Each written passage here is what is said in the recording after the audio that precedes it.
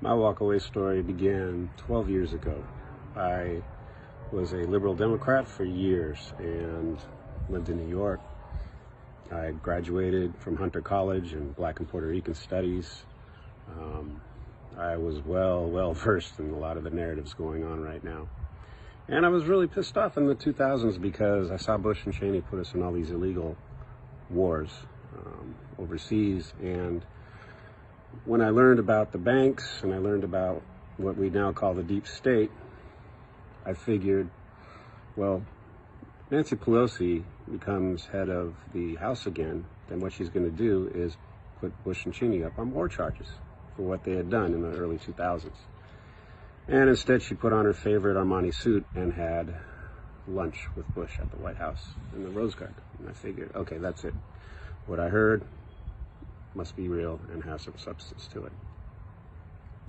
So I stayed out of politics for 12 years. And then 2 years ago, as I was watching in disgust how all of my so-called progressive, enlightened artists, creative friends, because I work in the music business, were trashing Trump like a bunch of teenage middle school bullies.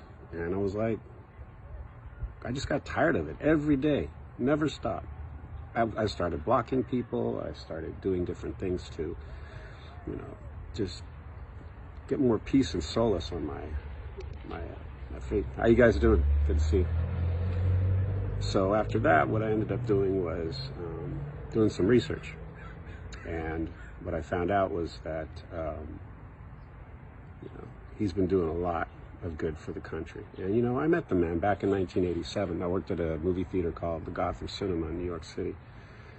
And Oliver Stone was the film producer, director, and decided to throw the opening for the Wall Street premiere at Gotham Cinema. And Trump crashed the premiere, and he was very nice to me, gave me $1 tip. He was one of 3 people to give me $1 tip the entire 9 months I worked there. And this was back in the late 80s before Starbucks tip jars were everywhere.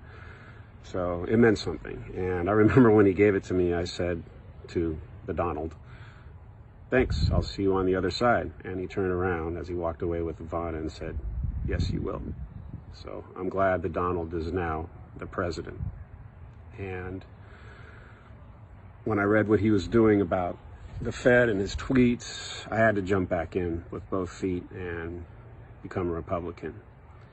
And in my household, we had an American flag growing up here, and I'm back living where I grew up.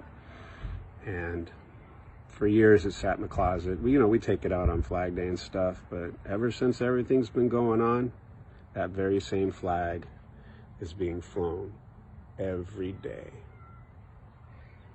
Thank you for listening to my story. Where we go one, we go all.